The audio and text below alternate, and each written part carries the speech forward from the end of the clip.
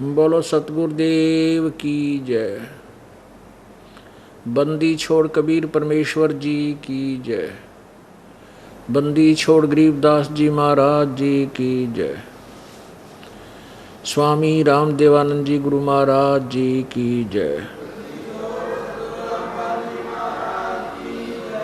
सर्व संतों की जय, सर्व भक्तों की जय, धर्मी पुरुषों की जय, श्री काशी धाम की जय, श्री छुडानी धाम की जय, श्री करौथा धाम की जय, श्री बरवाला धाम की जय। सत साही ग्रीव नमो नमो सतपुरुष को हूँ नमस्कार गुरु की नहीं। सुर नर मुनि जन साधुआं संतों सर्वसदी नहीं। सतगुरु साहेब संत सब डंडो तुम प्रणाम। आगे पीछे मध्य हुए तिनको जा कुर्बान। नराकार निर्विषम काल जाल भय बंधनम। निर्लेपम निज निर्गुणम अकल अनुबेशुंदनम। सोहम सुरति समाप्तम सकल समाना निर्तलय। उज्ज्वल हिरंबर हरदमम बेपरवा अथा है वार पार नहीं मध्यतम। ग्रीव जो सुमर सिद्ध होई गणनायक गलता न करो अनुग्रह सोई पारस पद परवाना। आदि गणेश मनाऊं गणनायक देवन देवा। चरण कमल लो लाऊं आदंत करूं सेवा। परम शक्ति संगीतम रिद्धिदाता सोई अवगत गुण अतीतम। सत्य पुरुष निर्मोही जगदम्बा जगदीशम। मंगल रूप मुरारी तन मन अर्पो शीशम। भक्ति मुक्ति भंडारी सुर नर मुनि जन ध्यावे ब्रह्मा विष्णु महेशा। शेष सहस मुख गावे पूजे आदि गणेशा। इंद्र कुबेर सरीखा वरुण धर्म रह जावे। समर्थ जीवन जी का मन इच्छा फल पावे। 33 कोटि आधारा जावे से 88। उतरे भव जल पारा कट है यम की फांसी। 33 कोटि आधारा जावे से 88। उतरे भव जल पारा कट है यम की फांसी। कर जोरूं विनती करूं धरूं चरण पर शीश। गुरु जी राम देवानंद जी महाराज ने दियो नाम बख्शीश। कोटि कोटि सिजदा करूं कोटि कोटि प्रणाम।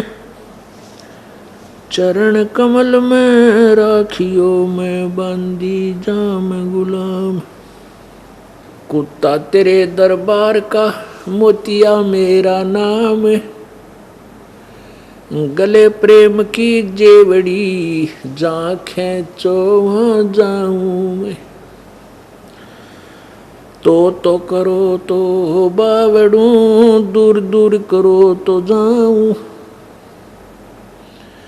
जो राखो तो ही रहूं जो देवो सो खाऊं। गुरु बड़े गोविंद से मन में देख विचार। हरि सुमरे वो वार हैं गुरु सुमरे हो पार। 7 द्वीप 9 खंड में गुरु से बड़ा ना कोई। करता करे न कर सके गुरु करे सो होवे। राम कृष्ण से कौन बड़ो उन्हों भी गुरु कीन। 3 लोक के वे धनी गुरु आग अधीन। जय इब के सतगुरु मिले सब दुख आँखों रो। चरणों ऊपर शीस धरूं, कहूँ जो कहनी हो। कबीर साईं मिलेंगे, पूछेंगे कुशलात, आद अंत की सब कहूँ, अपने दिल की बातें। गुरु जी तुम ना भूलियो, चाहे लाख लोग मिल जाएं, हमसे तुमको बहुत है, तुमसे हमको नहीं। कबीर तुमरे विसारे क्या बने, मैं किसकी शरण में जाऊं। शिव ब्रंच मुनि नारदा, इनके हृदय न समाऊं। अब गुण किए तो बहुत किए, करत न मानी आरे। बावे बंदा बख्श दियो, बावे गर्दन उतार। अब गुण किए तो बहुत किए, करत न मानी आरे।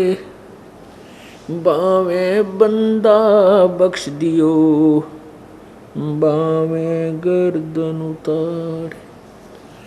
अब गुण मेरे बाप जी, बख्शो गरीब नवाजे। जो मैं पूत कपूत हूँ, बोड़ पिता को लाज।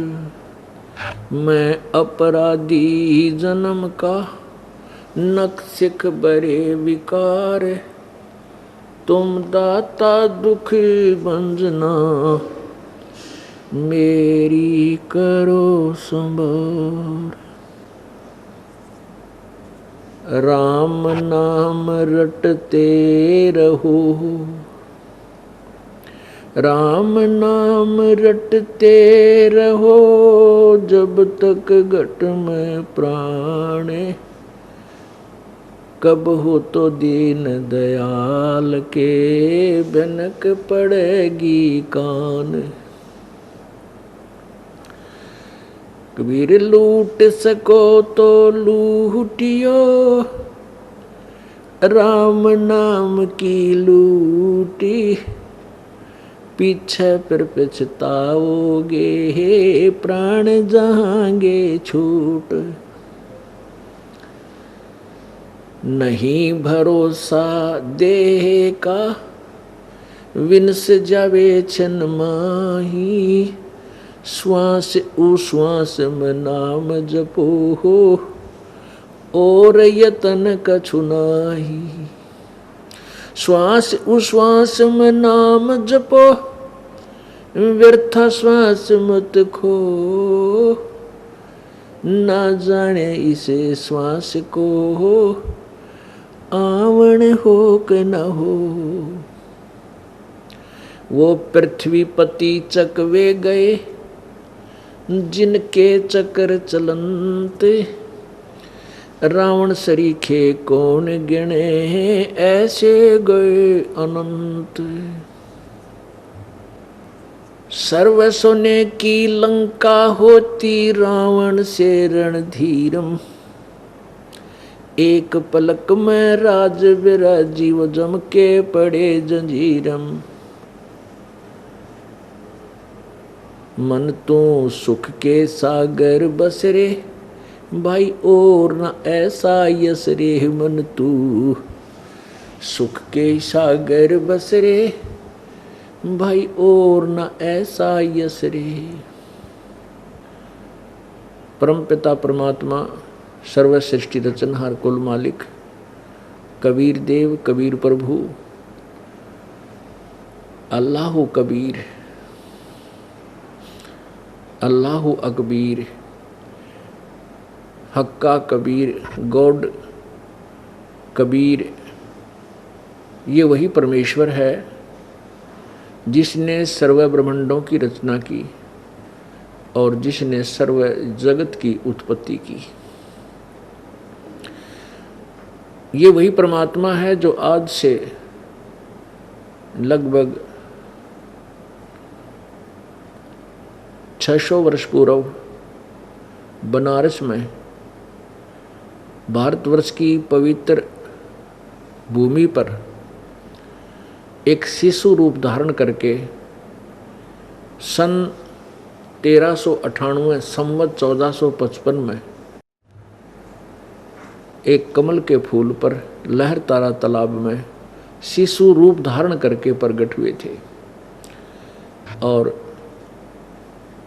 उस लीला में शरीर में जब वो बड़े हुए तो जुलाहे का कार्य करते थे, जिस कारण से वो धानक जाति से धानक जुलाहा कहलाए।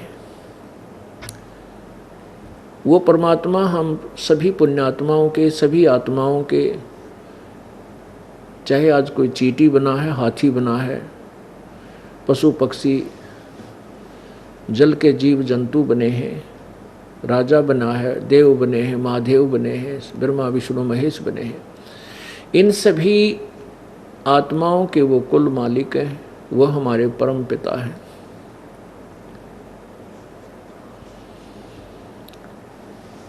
वो परमेश्वर हमें ये ज्ञान देना चाहते हैं यहाँ आकर के कि तुम यहाँ गलत स्थान पर फंसे हुए हो।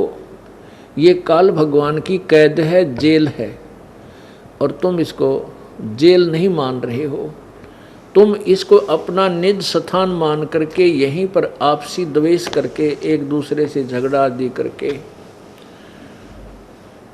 और केवल यहाँ की भौतिक सुविधा को प्राप्त करने के लिए अपना जीवन व्यर्थ करके काल के इस कैद में ही, इस जाल में ही फंसे रह जाते हो। तुम यहाँ के रहने वाले नहीं हो, ये तुम्हारा ठीक ठिकाना नहीं है, वास्तविक स्थान नहीं है। आप सभी सतलोक से आए हो, और वो सतलोक वो सुख सागर है, वो सुख सागर है जहाँ कोई दुख नाम की चीज़ नहीं। समुद्र में जल के अतिरिक्त कोई भी वस्तु आपको दृष्टिगोचर नहीं होती। जहाँ देखे वहाँ जल ही जल, जल ही जल अथाह सागर। ऐसे ही उस परमेश्वर के सत्यलोक में जहाँ हम पहले रहते थे और जहाँ से हम अपनी गलती के कारण काल की कैद में फंस गए हैं, तो वहाँ कोई दुख नाम की चीज़ नहीं है। इसलिए उसको बेगमपुर भी कहते हैं, उसे सुख का सागर कहते हैं। वो सुख सागर की परिभाषा कैसे बताई जाती है कि उस लोक में जाने के बाद हम कितने सुखी हो जाएंगे। शंखों लहर मेहर की उपज, कहर नहीं जा कोई, दास गरीब अचल अविनाशी, सुख का सागर सोई। शंखों लहर मेहर की उपजे और कहर नहीं जा कोई। अपनात्मा कभी कभी किसी दिन विशेष को एक कुछ समय आत्मा में एक ऐसी हिलोर उठती है, ऐसे शुद्ध विचार उत्पन्न हो जाते हैं कि कोई भी हमें बुरा नज़र नहीं आता, किसी के प्रति द्वेष नहीं होता, शत्रु के प्रति भी द्वेष नहीं रहता, सब अपने से लगते हैं। वो सब के ऊपर जो मेहर और फिर जो आत्मा को आनंद था उसमें, उसको मेहर की लहर कहते हैं। और वो अक्षीणिक होती है, कुछ सेकंड की होती है, फिर वो बनाए से भी नहीं बन पाती, कितनी चेष्टा कर ले। उस मेहर की लहर के चले जाने के उपरांत वही कहर की लहर प्रारंभ हो जाती है। पता नहीं क्या क्या हमारे ऊपर टेंशन बनी हुई है, मानसिक परेशानियाँ। वो ऐसे कर देगा, मैं उसको ऐसे कर दूंगा, वो घाटा पड़ गया है, ऐसे हो गया, वैसे हो गया, बच्चा फेल हो गया, लड़की ब्याही थी, अनबन चल रही है, बटेऊ यानी दामाद शराब पीता है, बेटी को तंग करता है, यानी ना जाने कितने प्रकार के कहर इस आत्मा पर टूट जाते हैं। तो परमात्मा हमें ये बताना चाहते हैं कि तुम यहाँ काल के जाल में फंसे। अब इस कांटेदार झाड़ियाँ के जंगल में हम उलझ गए तो कांटे तो लगेंगे ही लगेंगे। ये स्थान है ही नहीं जिसको हम बगीचा मान कर आए थे।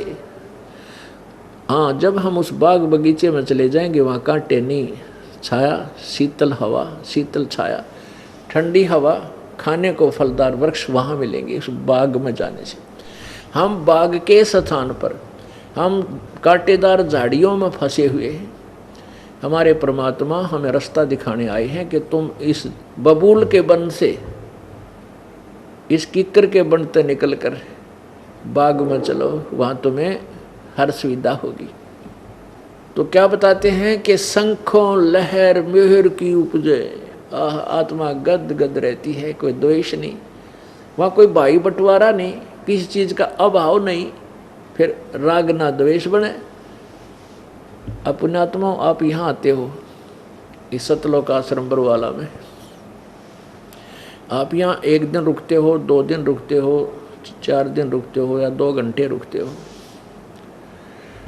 आपको यहाँ किसी प्रकार का कोई किसी से द्वेष नहीं, ना किसी से राग बनता। क्यों नहीं बनता? क्योंकि यहाँ सबको समांतर वस्तु उपलब्ध है। एक जैसे मैट पर बैठना है, एक जैसा भोजन भंडारा सब बहन भाइयों को एक जैसा वितरित होता है, सबको एक जैसी सुविधाएं हैं और उपलब्ध हैं। तो यहाँ राग द्वेष किस लिए बनेगा? और यहाँ भी राग द्वेष बनाता है तो वो भक्त नहीं है, बालक बुद्धि है उसकी। तो ऐसे ही सतलोक में जाने के बाद किसी चीज़ की, आप यहाँ आ गए, आपने ना तो दाल लेने की चिंता, ना सब्जी के रेट पूछने की चिंता, ना दूध की, ना दही की, सारी चीज़ उपलब्ध आपको ऑलरेडी मिलती है। तो आप यहाँ एक रिहर्सल समझो उस परम पिता के सच्चे लोक की, ये एक सैंपल समझो, ये एक जो है देसी भाषा में नमूना है ये उसका। और वास्तविक वहाँ पर क्या सुख होगा? यहाँ तो गर्मी भी लग जाती है, चलो बेसिक पंखे वगैरह ला दें, कूलर भी प्रबंध कर दे, फिर भी गर्मी महसूस हो जाएगी, लेकिन वो आपसी जो राग द्वेष चिंता वो कतई ख़त्म हो जाती है। और वहाँ सच्चे दरबार में जाने के बाद कोई किसी प्रकार का आपको मानसिक टेंशन नहीं रहता, कोई परेशानी नहीं रहती, किसी चीज़ का अभाव नहीं, सदाबहार बाग है वहाँ पर। हम वहाँ पर साकार हैं, मनुष्य सदृश है, हमारा नूर का एक तत्व से बना हुआ शरीर है, हम कभी वृद्ध नहीं होते वहाँ पर। और जो हमारा वहाँ परिवार होगा कभी मृत्यु को प्राप्त नहीं होता। पुण्यात्माओं, हम यहाँ कितने दुखी हैं, किसी की टांग कट रही है, किसी की आँखें से नहीं दिखता, अंधा हो गया, किसी को कोई परेशानी, किसी को कोई परेशानी। और फिर भी यदि हम यहाँ मरे नहीं और हमारा परिवार ना मरे, हम इन कष्टों को फिर भी सहन कर लें, हम इसे ढीठ हो लिए, इन दुखों को हम सहन करने के आदी हो गए, ये दुख भी और फिर मृत्यु भी, या डबल दंड मिला, हमें डबल दंड मिल रहा है। तो पुण्यात्माओं, सतलोक में जाने के बाद यहाँ तो मृत्यु होगी ही होगी, ये तो डेफिनेट है, यहाँ तो आप रह ही नहीं सकते, चाहे आप कितने सतर्क रह लो और कितने यहाँ पर जो है ना चिपक लो इनके अपनी संपत्ति और संतान कर, नहीं रह सकते। तो यहाँ से जाना है, तो जाना ही है तो क्यों ना ऐसे स्थान पर जाऊँ, फिर कभी मृत्यु ना हो, दोबारा ये ब्रान मट्टी फेर ना हो, तो उसकी तैयारी भी कर लें। अपने संसारिक कार्य करते करते उस प्रभु को भी याद रखें। उसको कैसे याद रखना है, उसकी विधि क्या है, वो हमें प्रॉपरली नहीं मिली, वास्तविक नहीं मिली, जिस कारण से ऋषि मुनि महात्मा भक्तजन श्रद्धालु साधना भी करते रहे, अपने शरीर को समर्पण भी कर दिया, हजारों वर्ष बैठे रहे, डिमक चढ़ गई, लेकिन मालिक प्राप्ति के लिए उन्होंने प्रयत्न छोड़ा नहीं। लेकिन उनकी वे ऑफ वर्शिप, उनकी पूजा की विधि परमात्मा पाने की नहीं थी, क्योंकि वो शास्त्र विधि त्याग कर मनमाना आचरण था, जिससे कोई लाभ होने वाला नहीं था। जैसे प्रमाण के लिए पवित्र श्रीमद् भगवद गीता अध्याय नंबर 16 के श्लोक नंबर 23 में कहा है कि शास्त्र विधि को त्याग कर जो मनमाना आचरण, अपनी मनमानी पूजाएं साधनाएं करता है, उसको न तो कोई सुख होता है और न उसकी कोई गति होती है और न ही उसको किसी प्रकार का कोई, ना उसका मोक्ष होता है, ना उसका कार्य सिद्ध होता है और ना ही उसकी गति होती है, कोई सुख नहीं होता। अर्थात यूजलेस, गति व्यर्थ। तो उस साधना के करने का क्या लाभ जिस जो गति व्यर्थ है। तो हमने परमात्मा पाने के लिए वही साधना करनी होगी जो वास्तविक है। तो परमात्मा क्या बताते हैं, उस सत्य साधना को करके शास्त्र विधि अनुसार पूजा साधना करके आप सतलोक चलिए। अब यहाँ से तो आपने जाना पड़ेगा और वहाँ जाने के लिए साधना इतनी सिंपल है, इतनी साधारण है। रोगी कर सकता है, कोढ़ी कर सकता है, बूढ़ा कर सकता है, बच्चा कर सकता है, कोई नहीं बैठ सकता लेट कर सकता है, चलते फिरते कर सकता है, काम करते करते कर सकता है। हम परमात्मा की भक्ति में रुचि क्यों नहीं लेते थे? क्योंकि हमने ये सोच रखा था कि परमात्मा पाने के लिए हमें बहुत समय देना पड़ेगा अलग से। जैसे समाधिस्थ साधु संत फकीर महर्षि हमने देखे ऐसे करके साधना लगाए बैठे रहते हैं, समाधि लगा कर बैठे रहते हैं, घर त्याग जाते हैं, जंगल में चले जाते हैं, वन में चले जाते हैं, खड़े होकर तप करते हैं। कोई बर्फ में तप करता है, कोई जल में खड़ा होकर तप करता है, कोई धूने लगा कर चारों तरफ अग्नि जला कर तप करता है। तो हम यूँ सोचा करते भाई ये तपस्या, ये साधना भगवान पाने वाली हमसे नहीं बन सकती, हम गृहस्थी हैं, हम नहीं कर सकते, ये साधु संत फकीरों का ही काम होगा, ये करते रहेंगे। हम तो उनकी सेवा पानी कर देते थे। अब पता चला कि वो साधना तो करने की थी नहीं जो साधु संत करा करते। परमात्मा क्या बताते हैं, डिम्ब करें डूंगर चढ़े ये अंदर झीनी झूले, जग जाने बंदगी करें ये बोवें सूल बबूले। डम्ब करें, दम्ब माने लोग दिखावा, ढोंग करते हैं, ये ऊंचे स्थान पर बैठ जाते हैं ताकि दूर तक मैं दिखाई दूं मैं क्या कर रहा हूं, ताकि मेरे से आकर्षित हो, मेरे पास आवें, मेरी महिमा बन जाए। दम्ब करें डूंगर चढ़े, डूंगर कहें ऊंची टीलों पर, बड़े पहाड़ पर, और अंदर झीनी झूले, अंदर वो वस्तु नहीं है जिसकी जो होनी चाहिए, वो वस्तु उसको नहीं मिली। और दुनिया भक्त जन जग जाने बंदगी करे, जनता सोचे ये भक्ति करता है, यो बोवे सूल बबूले। शास्त्र विरुद्ध साधना करके इंसान तप से क्या बनता है, राजा बनता है, और राजा बन करके वो फिर कोरे अन्याय करता है, पाप करता है, बहुत जो है पाप इकट्ठे कर लेता है। तप से राज में बदमानम और जन्म तीसरे शुक्र सवानम। ओहो, तपेश्वरी सो राजेश्वरी, राजेश्वरी सो नरकेश्वरी। जो जितना अधिक तप कर रहा है उसने उतना ही अधिक समय तक उसको राज्य प्राप्त होगा, और उतने ही अधिक समय तक फिर वो नरक में रहेगा। जो अधिक समय राज्य करेगा उतना ही अधिक समय उसका नरक का बनेगा। पुण्यात्माओं, ये परमात्मा की वाणी है, विधान है, उन्हीं के द्वारा बताया हुआ। ये असत्य नहीं हो सकता। हम ना माने वो हमारी अपनी सूझबूझ है, अपनी सोच है। अब जैसे कोई कानून को नहीं मानता है, ना माने, लेकिन जिस दिन वो कानून के चक्कर में आएगा उस दिन पता लग जाएगा ये कानून जो खंड कर दिया। जब तक वो कानून नहीं तोड़ रहा है और वैसे कह रहा है, जिस दिन तोड़ देगा उस दिन कानून का पता लग जाएगा। ऐसे ही जो परमात्मा की गलत साधनाएं कर रहे हैं, ये बाद में बहुत पश्चाताप करते हैं, बहुत रोते हैं, फिर कुछ नहीं बन पाता। उसमें परमात्मा कहते हैं, आछे दिन पाछे गए और गुरु से किया ना हेत, अब पछतावा के कर चिड़िया चुगी खेत। तो अब समय है, मानो शरीर है, आप में बुद्धि दी है परमात्मा ने। आप जी इस दास के द्वारा दिए गए विचारों को सदग्रंथों से मेल कर सकते हैं।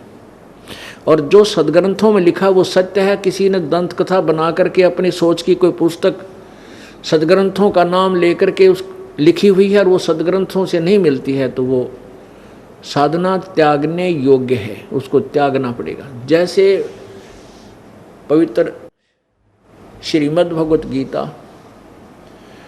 अध्याय नंबर 16 के श्लोक 24 में कहा है कि अर्जुन, जो कर्तव्य कर्म और अकर्तव्य कर्म, जो भक्ति मार्ग के करने योग्य साधनाएं हैं, कर्म हैं, क्रिया हैं और न करने वाली है, वो भी सदग्रंथों से ही तू मेल कर, किसी की दंत कथा पर विश्वास मत कर।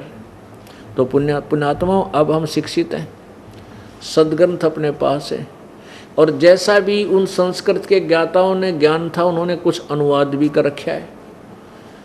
अब उस अनुवाद के उनके द्वारा किए हुए अनुवाद में बहुत ढेर सारी त्रुटियां भी हैं, उसके पश्चात भी सच्चाई ऊपर है। क्योंकि कहते हैं चोर चुरावे तुंबड़ी और गड्ढे पानी में, वो गड्ढे हुआ ऊपर आवे न, सच्चाई छनी ना। अब तुम्बा होता है एक घिया का, देखिए वो गोल गोल, उससे बड़ा होता है एक पेठे जितना, सीताफल जितना एक तुम्बा एक फल होता है, वो अंदर से थोथा हो जाता है। और उसको कहते हैं किसी ने किसी की तुंबड़ी चुरा ली, वह तुम्बा, और उसको पानी में छुपाने लग गया, नीचे गाड़ का आवा जमीन में, और वो ऊपर आवे, इतना वह साथ ही ऊपर आ जावे, वह नीचे नहीं रुक पा रही, पानी में छुपाने की चेष्टा कर रहा उसको, और उसका स्वभाव है वो फ्लोटिंग है, वो पानी में नीचे नहीं रह सकती। ऐसे ही कहते हैं इन अज्ञानी ऋषियों, संतों, गुरुओं ने सदग्रंथों में लिखे हुए सत्य को अपनी अनजान सोच के आधार से घुमा फिराकर उसको खराब करना चाहा, मिटाना चाहा, छुपाना चाहा, लेकिन फिर भी वो छुपा नहीं सके। कितने अक्षरों को गलत अनुवाद करें, कहीं ना कहीं उन्होंने सच्चाई को लिखना पड़ा। तो ऐसे ही परमात्मा कहते हैं चोर चुराई तुंबड़ी, वो चोर थे जिन्होंने सदग्रंथों का ज्ञान नहीं था, और विद्वान पाए कि गया अपने आप को मैं ऋषि को वहाँ थे, गुरु को कहलाते थे, वो परमात्मा के चोर थे। तो उन्होंने तुंबड़ी यानी सत्य ज्ञान को दबाने की चेष्टा की, लेकिन वो छुप नहीं पाई, ऊपर आ गई। तो इसलिए लिखा है कि गीता जी अध्याय नंबर 16 के श्लोक 24 में कि इससे तेरे लिए कर्तव्य और अकर्तव्य के निर्णय के लिए भी सदग्रंथ ही प्रमाण है और नहीं। तो पुण्यात्माओं, परमात्मा क्या बताते हैं, भाई और बात तेरे काम न आवे, तू संतों शरण लाग रे, के सोए गफलत में बंदे, जाग जाग नर जाग रे, जाग जाग नर जाग रे, और बात तेरे काम न आवे, सतगुरु शरण लाग रे, के सोए गफलत में बंदे, जाग जाग नर जाग रे, जाग जाग नर जाग रे। पुण्यात्माओं, अब हमने जागना किस चीज से है? हम अज्ञान अंधेरे में और मोह ममता की नींद में सोए पड़े हैं। हम इस झूठे सुख को सुख मान रहे हैं। परमात्मा कहते हैं झूठे सुख को सुख कहे, ये मान रहा मन मोदे, ये सकल चबीना काल का, भाई कुछ मुख में कुछ गोदे। पवित्र गीता जी अध्याय नंबर 11 के श्लोक नंबर 32 में गीता ज्ञान दाता ये ब्रह्म, काल रूपी ब्रह्म श्री कृष्ण जी के शरीर में प्रेतवत प्रवेश करके, प्रेत की तरह, और कह रहा कि अर्जुन मैं काल हूँ, मैं काल हूँ, काल अस्मि, और मैं सबका नाश करने के लिए प्रवृत्त हुआ हूँ। पुण्यात्मा, एक तो ये बात विचारनी है कि श्री कृष्ण काल नहीं थे। यदि श्री कृष्ण काल होते तो पहले भी कभी कहते मैं काल हूँ, या उसके बाद कभी कहा हुआ गीता जी के ज्ञान के बाद कभी कहा हो मैं काल हूँ? नहीं, वो तो एक सतोगुण अच्छी आत्मा विष्णु अवतार थे, वो काल नहीं थे। काल तो वो है जो इस 21 ब्रह्मांड का भगवान है, मालिक है, स्वामी है, जिसको सर्वब्रह्म कहते हैं। सर्वब्रह्म, क्षर ब्रह्म, हम उसको क्षर ब्रह्म कहते हैं अपने लोकल लैंग्वेज में। और ज्योत स्वरूपी निरंजन भी इसी का नाम है, काल का। इस काल को श्राप लगा हुआ है, साप लगा है 1 लाख मानव शरीरधारी स्त्री पुरुष के शरीर, सूक्ष्म शरीर से गंध निकाल के तपस्या पर भून के उस गंध को खाता है। इस प्रकार यो 1 लाख मानव शरीरधारी प्राणियों को नित आहार करता है। उसके लिए इसने अपने तीनों पुत्रों रजगुण ब्रह्मा, सतगुण विष्णु, तमगुण शिव जी से ये अपना सिस्टम फिट कर रखा है, ये अपना शासन चलवा रखा है, व्यवस्था बना रखी है। तो वो काल कहता है कि मैं सबको खाऊंगा, और अर्जुन तू ना लड़ेगा तो भी मारूंगा, ये तो मेरा मारने हैं। अब पुण्य आत्मा विचार करो,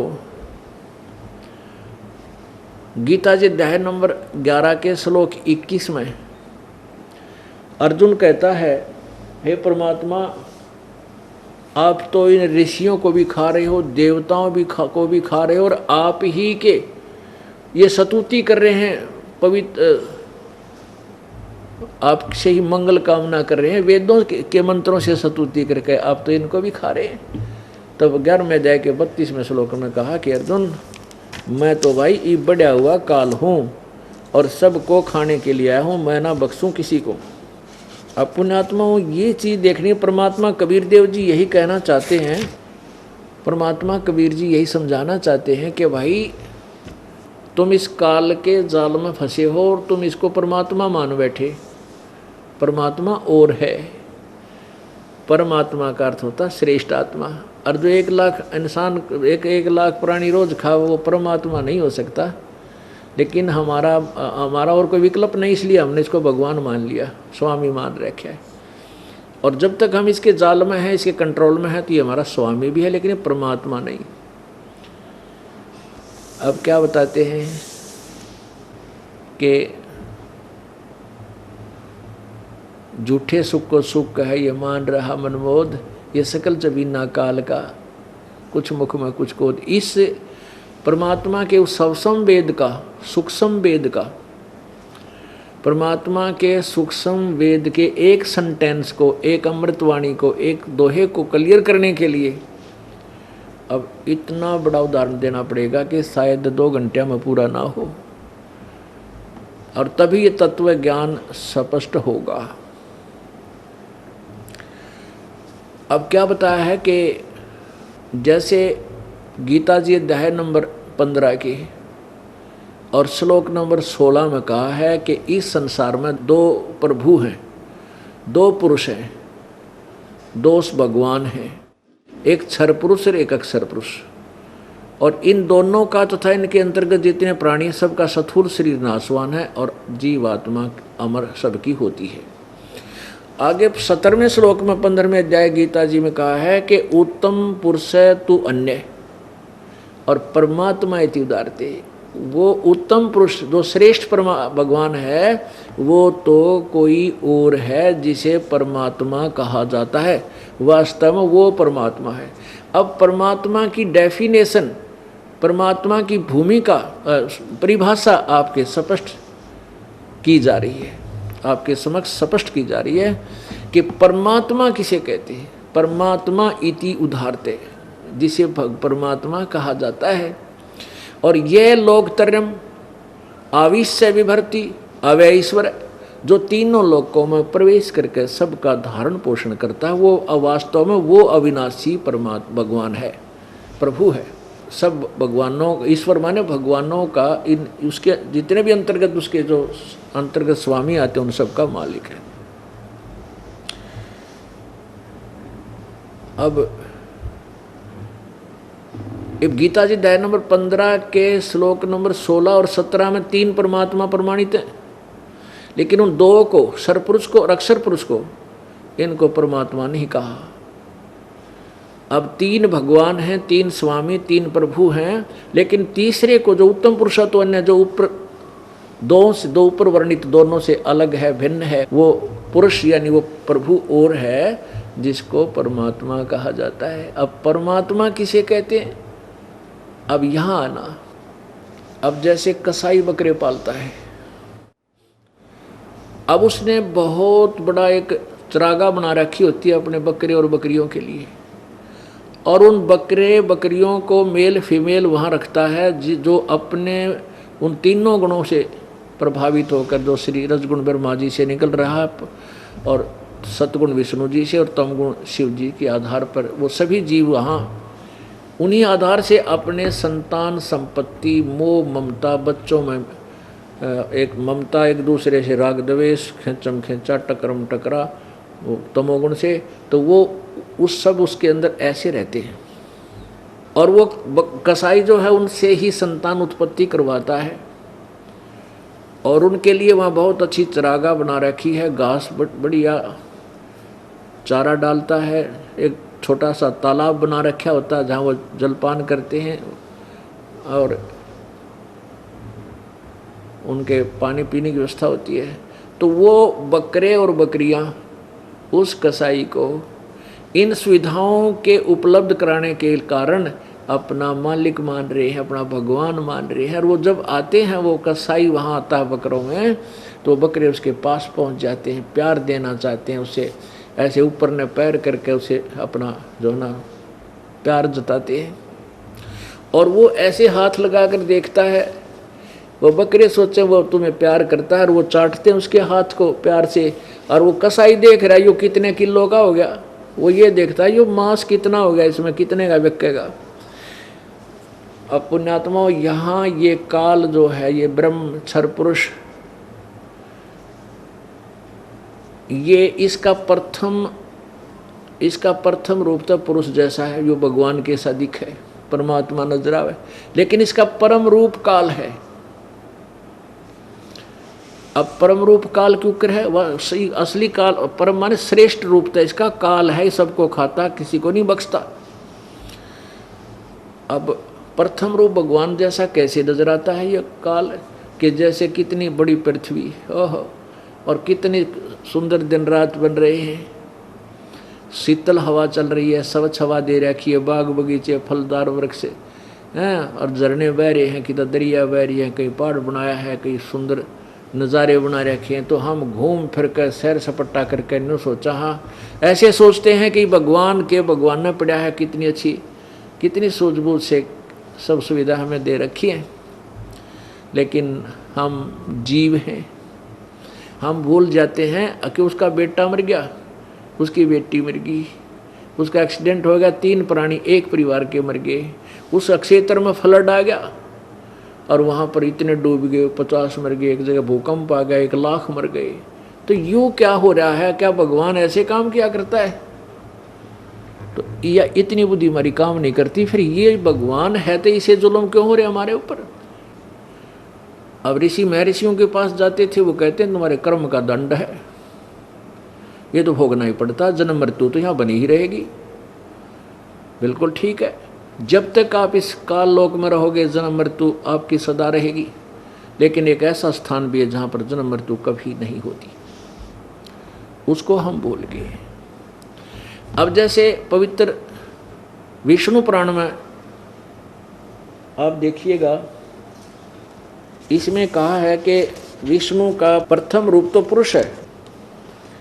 अब देखिएगा, पवित्र विष्णु पुराण क्लियर करेगी कि भगवान विष्णु जो है इसका ये यानी महाविष्णु, इसको ये ऋषि जन पाराशर जी जो इसके विष्णु पुराण के वक्ता हैं,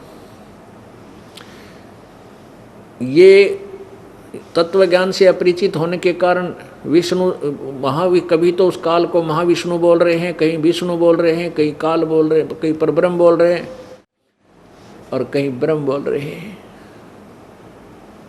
कहते हैं सतगुर बिन काहू न पाया ज्ञाना, जो थो था बुस छड़े मूड किसाना। गुरु बिन वेद पढ़े जो प्राणी, समझे न सार रहे अज्ञानी। सतगुरु के बिना जो वेदों को पढ़ते हैं वो सार नहीं समझ सके, अज्ञानी रह गए। और सतगुरु के बिना जो किसी को भी तत्व ज्ञान नहीं मिला, क्योंकि तत्व ज्ञान के अभाव से वो ऐसे थे जैसे कोई धान निकालने के बाद उसका भूस रह जाता है, और उस भूस को जैसे धान निकालते हैं, धान को कैसे निकालते हैं कि उसके पौधे को पकड़ कर एक बंडल सा बना कर पूड़ी सी, और उसको ऐसे झाड़ते हैं, मारते हैं, कूटते हैं, तो उसमें से धान जो निकल जाते हैं वो भूस अलग हो जाता है, धान किसान उठाकर ले जाता है। और कोई जिसे न भांग भूंग पी रखी और वो नकल करे उस फिर भूस, धान निकाले हुए भूस को, थोथे भूस को, और ऐसे ही प्रयत्न कर रहा है, वही क्रिया कर रहा है, तो वो अज्ञानी है। तो परमात्मा कहते हैं जिनको तत्व ज्ञान नहीं था वो मेहनत प्रयत्न बहुत किया करते, साधु संत बने दिखाई दे थे, बहुत मेहनत करते थे, हजारों लाखों वर्ष भी उन्होंने तपस्याएं की, 100 वर्ष की, लेकिन सतगुरु के बिना उनको कोई ज्ञान नहीं हुआ। वो थोथा भूस कूटा करते, वो थोथा भूस कूटते थे। तो ऐसे ये ऋषिजन थे, सारे तत्व ज्ञान से अपरिचित थे, टोटली कंप्लीटली। ये सत्कर मान लेना, क्योंकि अभी तक हम इनको बड़े महापुरुष, विद्वान और वेदों के तत्व ज्ञाता समझते थे, जिस कारण से आज ये बातें एक बार खटकती हैं, लेकिन कति खटक खत्म कर देगा यह दास। आपको प्रमाण दिखा दिखा के सच्चाई सामने आएगी। अब देखिएगा श्री विष्णु पुराण, ये देखिएगा श्री विष्णु पुराण गीता प्रेस गोरखपुर से प्रकाशित है। इसके कौन है प्रकाशक ये भी दिखाते हैं।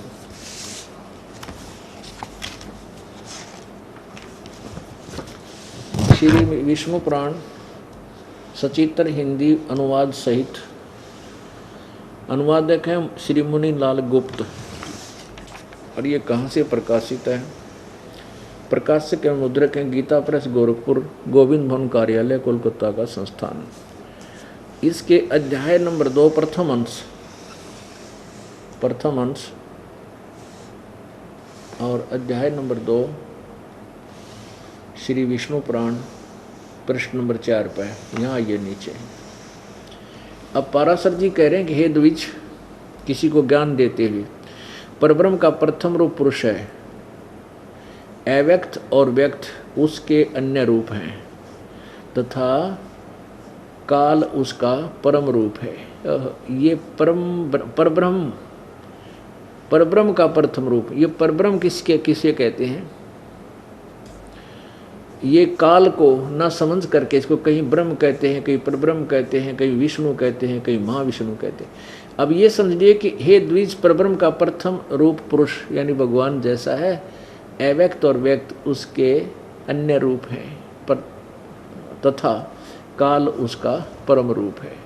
असली तो काल रूप है और श्रेष्ठ रूप तो उसका काल है। और ये फिर देखिए 5 पृष्ठ पे,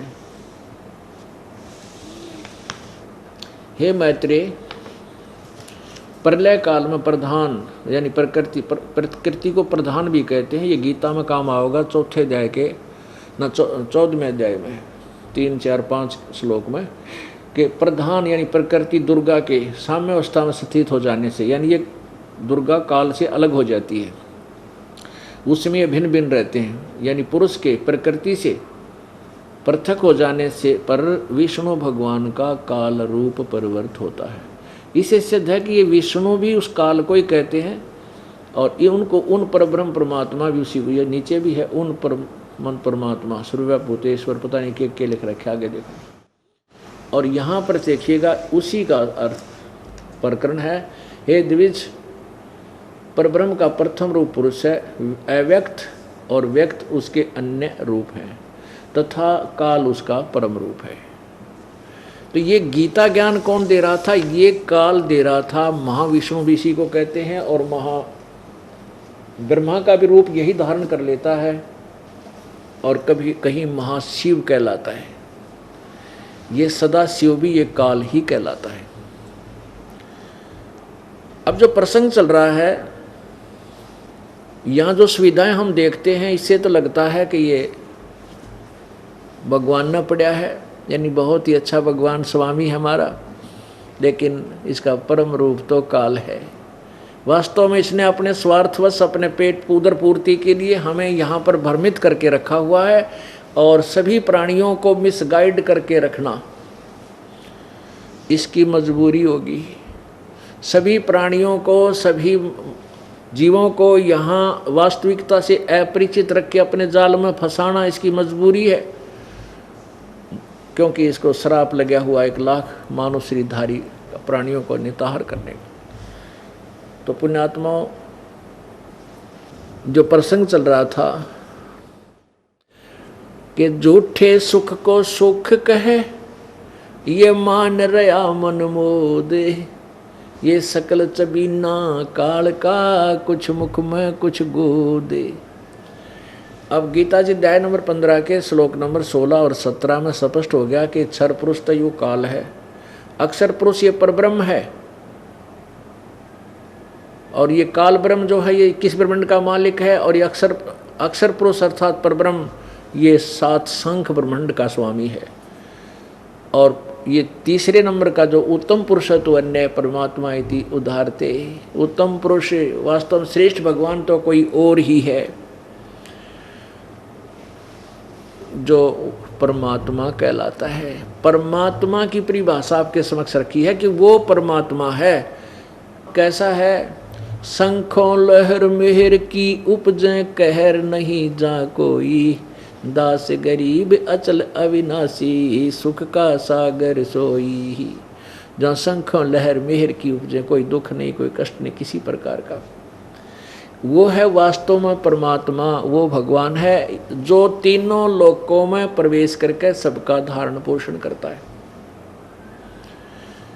वो मूल जड़, पूरे संसार की जो जड़ है, मुख्य भगवान समझो, वो परम परमात्मा, वो उत्तम पुरुष, वही सबका पालन पोषण कर रहा है, सबको वही दे रहा है। वो कौन है? वो 15वें अध्याय के प्रथम मंत्र से लेकर और चौथे तक उसका विवरण है। गीता जी अध्याय नंबर 15 के श्लोक नंबर 1 से 4 में स्पष्ट किया है। ऊपर को जड़, मूल रूप परमात्मा, परम अक्षर ब्रह्म है। वो तीसरे नंबर का जो उत्तम पुरुष जिस कोई और है वो जड़ है, और नीचे को तीनों गुण रूपी शाखा है, रजगुण ब्रह्मा, सतगुण विष्णु, तमगुण शिव जी, और ये पात रूप संसार। तो यहाँ प्रसंग चल रहा था, सर्व सोने की लंका होती रावण से रणधीरम, एक पलक में राज बिराजी, जम के पड़े जंजीरम मन तू, सुख के सागर बस रे भाई और न ऐसा यस रे। पुण्यात्मा, हम किसी के पास एक फैक्ट्री होगी, किसी के पास 2 होंगी, किसी के पास एक छोटा सा कमरा रसोई होगा, मकान होगा, किसी के पास 3 कमरों का होगा, किसी पर डबल सटोरी होगा, किसी के पास 3-4 मकान होंगे, कोठी होंगी, किसी के पास 200 ग्राम सोना होगा, किसी के पास 100 ग्राम होगा। घना सेठ होगा तो आधा किलो किधर छुपा रहा होगा तिजारी में, और हम इसी में सेठ मानने बैठे अपने आप को।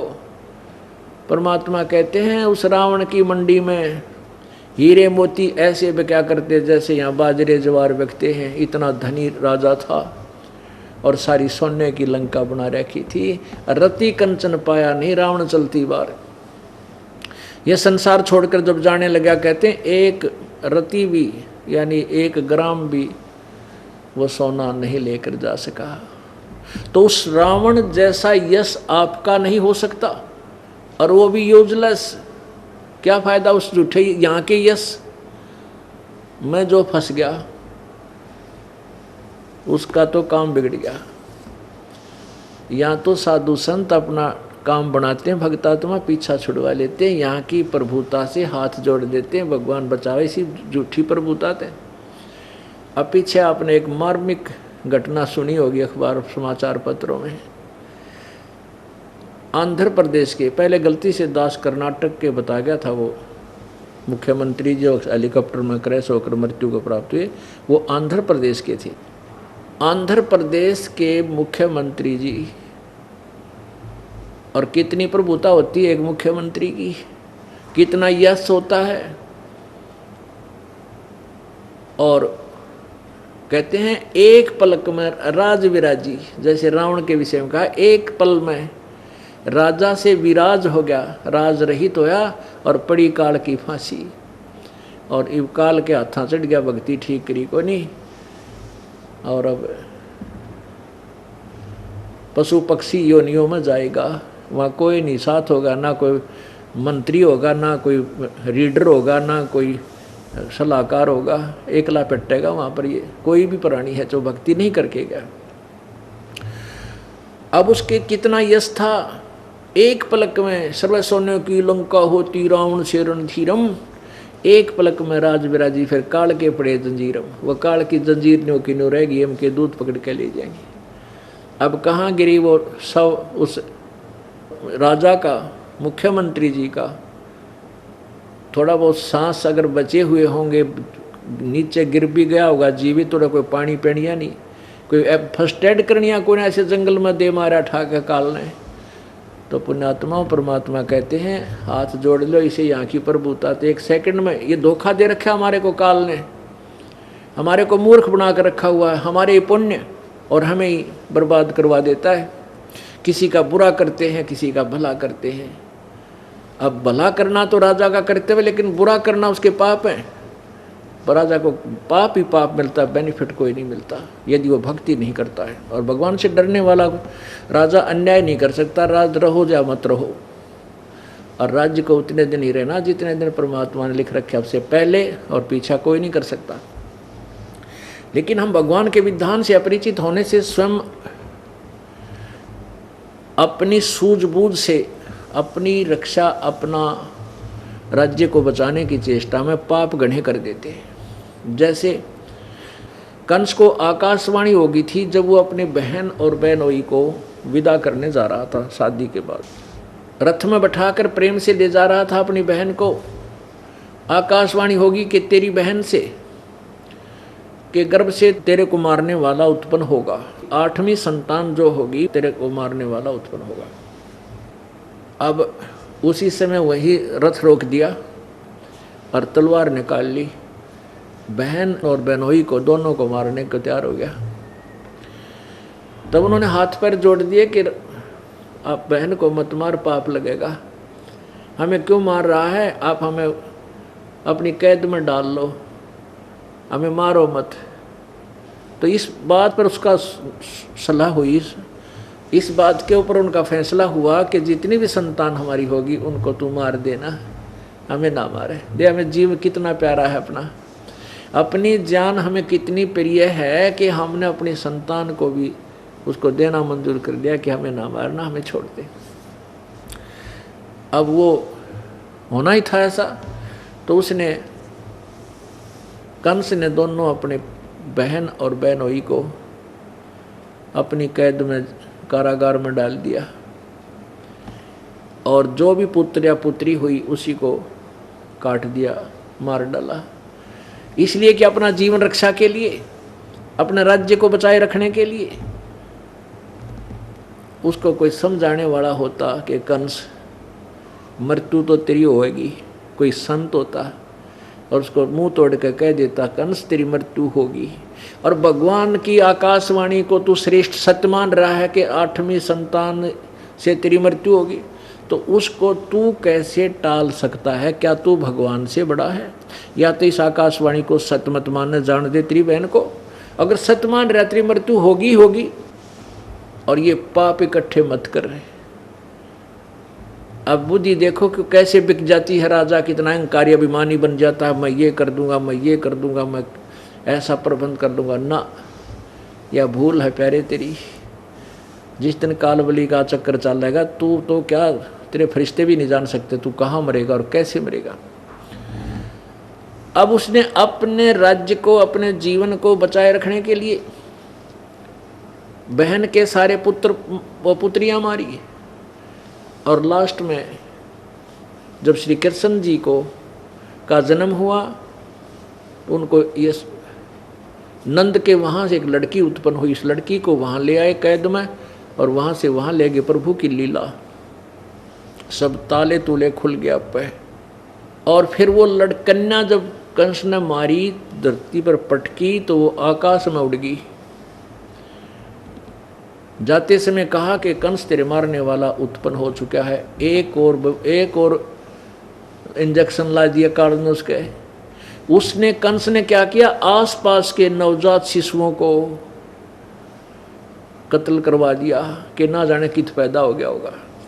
आसपास के बेटे और बेटियों को, लड़कियों को जो 2-4 साल 5-4 वर्ष के थे, उनको कत्लेआम करवा डाला। कितना पाप इकट्ठा कर लिया, और अंत में मर कर रहा और आज रहा नहीं।